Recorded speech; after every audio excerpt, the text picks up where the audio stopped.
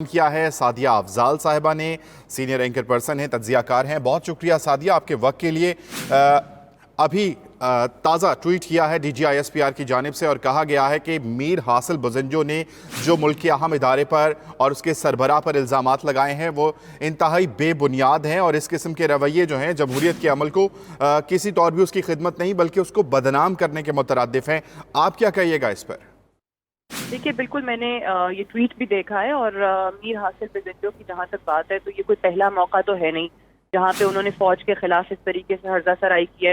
ان کے تو statement recorded statements موجود ہیں جو کہ انہوں نے آن دا فلور آف سینٹ بولے ہیں۔ فوج کے خلاف کتنے اوکیزنز پہ انہوں نے پہلے بات کی ہے، کسی سے ڈھکی چھپی نہیں ہے۔ اور دوسری بات یہ کہ میر حاصل بزنجو آج جو کہہ رہے ہیں اپنی شکست پر، اوبویسلی غصہ ہے انہیں، تو وہ غصہ ان سینیٹرز پر نکالیں، ان پارٹیز پر نکالیں جنہوں نے ان کو یہ امید دلائی ہوئی تھی کہ وہ آج کامیاب ہو جائیں گے۔ وہ پوچھیں زرداری صاحب سے، بلاول صاحب سے، وہ پوچھیں مریم بی بی سے، وہ پوچھیں ان نواز شریف سے جو جیل میں بیٹھے ہوئے ہیں اور جن کے حوالے سے انہوں نے ٹی وی پہ آ کے کہا تھا کہ جی مجھے نہیں پتا، میں تو نواز شریف صاحب کا نومینی ہوں۔ تو ایک کنوکٹڈ شخص جیل میں بیٹھ کے اس طریقے سے چیئرمین سینٹ کے عہدے کے لیے ان کو نامینیٹ کرتا ہے۔ وہ پوچھیں آج مولانا فضل الرحمان سے، آج وہ اپنی شکست کا غصہ اس طریقے سے فوج پر اور آئی ایس آئی پر، ان کے سربراہ پر نکال کر کیا ثابت کرنا چاہ رہے ہیں؟ یہ ان کا نیریٹو جو ہے وہ کسی صورت بھی مختلف نہیں ہے اس نیریٹو سے جو کہ ایک دشمن ملک کا نیریٹو ہو سکتا ہے پاکستان کے لیے۔ اور مختلف مواقع پہ مختلف اوقات ہم نے اس قسم کے ان سے بیانات سنے بھی ہیں۔ آج وہ یہ نہیں دیکھ رہے کہ کل تک یہ بڑے سریعام آ کے حاصل بزنجو صاحب کہہ رہے تھے کہ جی ہارس ٹریڈنگ نہیں ہو رہی، میرے علم میں کوئی بات نہیں ہے۔ آج ان کے منہ سے ہارس ٹریڈنگ کے علاوہ کوئی لفظ ہی نہیں نکل رہا، اور اس ہارس ٹریڈنگ میں، ان سینٹرز کو خریدنے میں وہ فوج کو بھی بیچ میں لے آئے۔ ان کو آج یہ سوچنے کی ضرورت ہے، ابھی تو وہ ہارے ہوئے ہیں غصے کا اور بڑے اپنے اس جذبے کا۔ اچھا سعدیہ صاحبہ، قطع کلامی کے لیے معذرت، اگر ہارس ٹریڈنگ ہوئی بھی ہے، گو کہ مان لیا جائے کہ نمبر گیم زیادہ تھی اپوزیشن کی، ہارس ٹریڈنگ ہوئی، تو یہ جمہوری نمائندوں کا اپنا فلا ہے، کسی اور ادارے پر اس کا ملبہ ڈال دینا، اس کو کس طرح سے جسٹیفائی کر پائیں گی تمام جماعتیں؟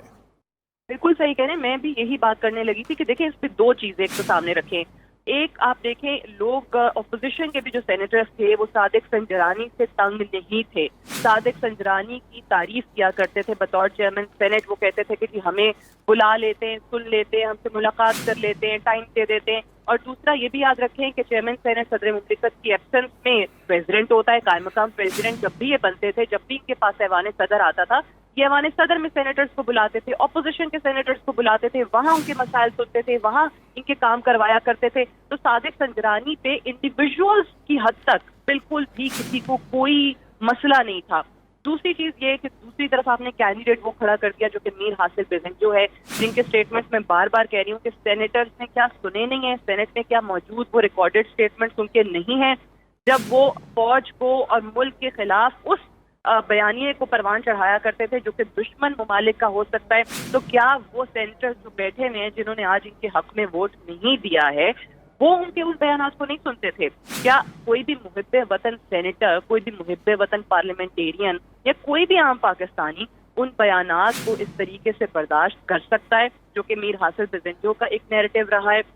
اور تیسری چیز یہ جو آپ نے کہی کہ سب سے پہلے تو پوچھیں ان لوگوں سے کہ وہ 14 سینیٹرز کون ہیں۔ اگر آپ ہارس ٹریڈنگ کا الزام لگاتے ہی ہیں تو اس کا مطلب تو یہ ہوا کہ آپ کے اپنے اندر ایسے لوگ بیٹھے ہوئے جو کہ بکنے کو تیار ہیں۔ تو آپ اس منہ سے حکومت کو اور اس سے بھی بڑھ کے فوج کو اور اس سے بھی بڑھ کے آئی ایس آئی اور اس کے سربراہ کو ہم مورد الزام ٹھہرا رہے ہیں، تو یہ صرف کچھ نہیں ہے، یہ نیگیٹیوٹی سے بھرپور ان کا بیانیہ ہے۔ عوام نے جس چیز کو مسترد کیا ہے، آج سینیٹرز نے بھی ان کے اس ملک سے نفرت کے بیانیے کو مسترد کیا ہے۔ تو میر حاصل بزنجو کے لیے سبق ہونا چاہیے، نہ کہ وہ اس طریقے سے عوام کو مزید اپنے خلاف کریں، فوج کے خلاف اور ملک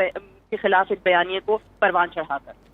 اچھا سعدیہ، اگر بات کی جائے نا اپوزیشن کی، میر حاصل بزنجو نے الزام دھر دیا ایک ادارے کے سربراہ پر۔ اگر بات کی جائے شہباز شریف صاحب کی تو انہوں نے کہا جی کہ جہانگیر ترین کی چمک جو ہے وہ کھینچ کر لے گئی۔ بلاول کچھ اور کہہ رہے ہیں، وہ کہہ رہے ہیں کہ شاید ہیر پھیر کیا گیا ووٹنگ میں۔ تو اپوزیشن خود ایک پیج پر نظر نہیں آ رہی اس وقت۔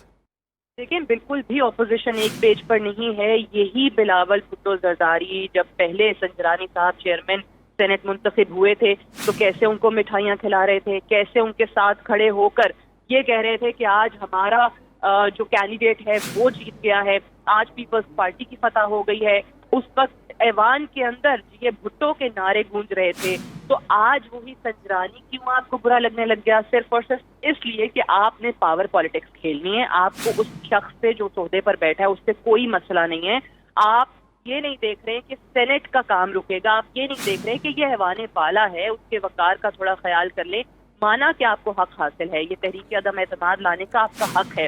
مانا کہ آپ یہ کر سکتے ہیں، اور یہ بھی مانا کہ آپ نے شو کی تھی، آپ کے پاس اکثریت ہے، 64 کھڑے ہوئے تھے، ان میں سے پوچھیں 14 جو آپ سے منحرف ہو گئے پارٹی پالیسی سے، پارٹی لائن سے، تو لہٰذا میں اس چیز پہ یقین نہیں کرتی کہ جی ضمیر جاگ گیا یہ وہ، میں اس لیے لہٰذا اس کی بات ہی نہیں کروں گی۔ لیکن اپنے اندر بیٹھے ہوئے لوگوں کا الزام آپ فوج کو ڈال دیں، یہ کسی صورت قابل قبول نہیں ہو سکتا۔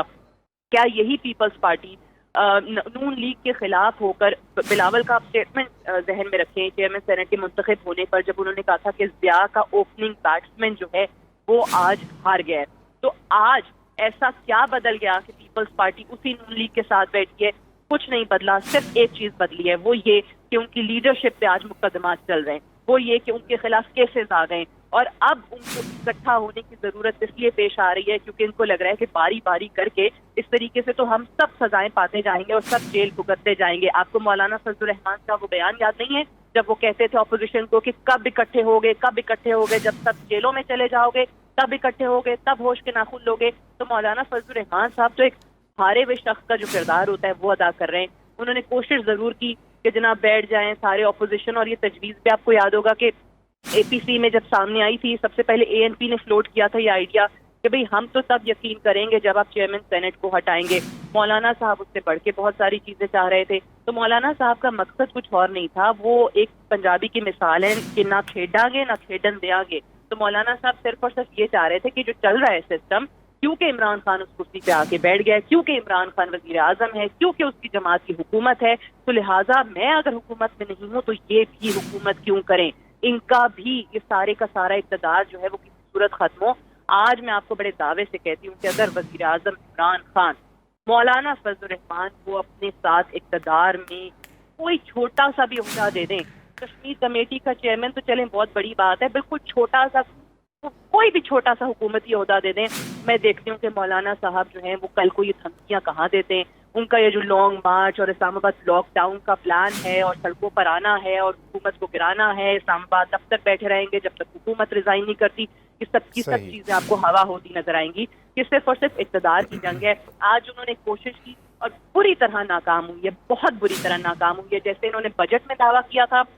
کہ بجٹ منظور نہیں ہونے دیں گے، ہمارے پاس بہت زیادہ اکثریت موجود ہے، وہاں پر ان کو ناکامی ہوئی، اور آج یہ ناکامی سب سے زیادہ بڑی ان کی ہوئی ہے جب یہ چیئرمین سینٹ کو نہیں ہٹا سکے اپنی اکثریت ہونے کے باوجود۔ اگر یہ ہو جاتا تو یقینی طور پہ حکومت کے لیے مسئلہ ہوتا، پھر اس سے اگلا اقدام جو ہے، اس سے اگلا اسٹیپ جو ہے وہ ان کے لیے اسپیکر قومی اسمبلی ہوتا، اس کے بعد جام کمال کو ہٹانے کی کوشش کرتے۔ تو لہٰذا آج یہ جو ہوا ہے بہت منہ کی کھانی پڑی اپوزیشن کو، اور اب اپوزیشن کو یہ بھی سوچنا چاہیے کہ ان ہتھ کنڈوں سے، ان چیزوں سے ان کی دال نہیں گلنے والی۔ کراچی کی حالت دیکھیں، وہاں پہ بارش میں ڈوبا ہوا ہے شہر، اور سندھ کی قیادت، اس صوبے کی قیادت یہاں بیٹھ کر پاور پالیٹکس کھیل رہی ہے، ان کو وہاں کا غم نہیں ہے۔ آج پیٹرولیم مصنوعات بڑھی ہیں، حکومت سے اتنی شکایت ہے تو آپ پیٹرولیم مصنوعات پہ جا کے بات کریں، مہنگائی کرتے ہیں، کتنی بات ہوئی، آپ تو چیئرمین سینٹ کو ہٹانے لگ گئے۔ چیئرمین سینٹ کے ہٹنے سے عوام کا کہاں پہ کون سا فائدہ ہو جائے گا؟ چیئرمین سینٹ کے ہٹنے سے کراچی کی عوام جو آج آپ کو بدوائیں دیتی پھر رہی ہے وہ رک جائے گی کیا؟ بچے مر رہے ہیں کرنٹ لگنے سے، 3 دن سے وہاں لائٹ نہیں ہے مختلف علاقوں میں، جہاں پر یہ چیئرمین سینٹ کو ہٹانے میں مگن ہے۔ تو عوام ان چیزوں سے ان کی بس ہو گئی ہے، عوام بھی دیکھ رہے ہیں، اور آج حاصل بزنسوں کے اپنے صحیح۔ آپ ہمارے ساتھ ہی موجود رہیے گا۔ سعدیہ افضال صاحبہ بھی ہمیں جوائن کیا ہے، سینئر تجزیہ کار ارشاد عارف صاحب نے، ان کی رائے بھی لے لیتے ہیں۔ ارشاد عارف صاحب، آپ نے تمام یہ دیکھا کہ آج سینٹ میں تحریک عدم اعتماد پیش کی گئی اسپیکر صادق سنجرانی کے خلاف، اور اس کے بعد حاصل بزنجوں نے جو الزامات دھرے ہیں ادارے کی ایک سربراہ پر، اور اس کے بعد D G I S P R کا جو ٹویٹ آیا ہے، اس تمام تر صورتحال پر آپ کیا کہیں گے؟ دیکھیے، یہ حاصل بزنجو صاحب سے میں نے ریمارکس دیکھے تھے، بہت ہی افسوس ہوا ہے کہ تجربہ کار سیاستدان ہیں اور عرصہ دراز سے وہ اسمبلی کے ممبر کسی نہ کسی حیثیت میں وہ سینٹ میں قومی اسمبلی میں موجود رہے ہیں، ان کے والد بھی ایک بڑے سیاستدان تھے، 2 दिन पहले तो वो बाकायदा हामिद ली के कुआ में ये कह रहे थे कि ना कोई पैसा चल रहा है, ना कोई दबाव चल रहा है और ऐसा हो भी नहीं सकता। आज क्या ऐसी तब्दीली आई जिसके बाद उन्हें DGISPR DGISI का नाम भी याद आ गया और आज वो हॉस्पिटल की बात कर रहे हैं।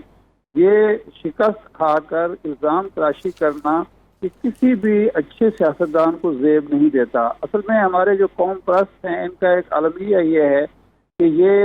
सारी सियासत जो करते हैं वो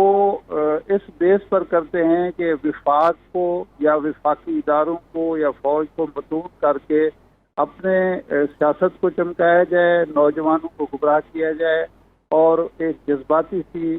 कैफियत पैदा करके फिर ब्लैकमेल किया जाए बड़ी सियासी जमातों को। ये महमूद खां चकजई का मामला है, यही हासिफ बजंजो का मामला है, ये असद यार वली का मामला है। हासिफ बजंजो के बारे में तो मैं ये नहीं कहता, लेकिन उन दोनों के बारे में तो शकूक व शुबहात भी पाए जाते हैं इंडिया के हवाले से, अफगानिस्तान के हवाले से। हासिफ बजंजो ने ये बात करके अपना न सिर्फ ये शिकस्त जो है उसका खुद ये बयान किया है कि वो इस काबिल नहीं थे कि सेनेट जैसे इदारे के वो सरबराह बन सकते और शायद इसी बुनियाद पर बहुत सारे मेंबरान ने उनको वोट नहीं दिया जो मुस्लिम लीग के मुहिब वतन सेनेटर्स होंगे या दूसरी पार्टियों के, कि एक ऐसा शख्स जो बोझ रखता है कौमी इदारों के बारे में और जो शिकस्त और अपनी हार को तस्लीम करने का जज्बा नहीं रखता या उसके अंदर अहलियत नहीं है, सलाहियत नहीं है, तो ऐसे शख्स को एक ऐसे इदारे का सरबराह क्यों बनाया जाए जिसमें बेलाखिर किसी न किसी वक्त सदर पाकिस्तान के तौर पर भी फ़राइज़ अंजाम देने हैं। शिकस्त जो हुई है वो नाकिस पॉलिसी की वजह से हुई है। अपोजिशन ने कोई उसके पास एजेंडा नहीं था, कोई जवाब नहीं था एक ऐसे चेयरमैन सेनेट के खिलाफ अदम एतमाद की तहरीक पेश करने का, जिस पर चंद दिन पहले तक वो एतमाद का इजहार कर रहे थे, जरदारी साहब के कामयाब कराने में पेश थे। बाकी भी हर शख्स, राजा ज़फ़रुल्लाह जैसा शख्स और पीर साबिर शाह जैसा शख्स और बहुत सारे और जो सेनेटर्स हैं वो कहते थे कि ये एक बेहतरीन आदमी है, बहुत अच्छे तरीके से चला रहा है, बल्कि हुकूमत के जो अरकान थे वो शाकी रहते थे कि अपोजिशन को ज़्यादा वक्त देते।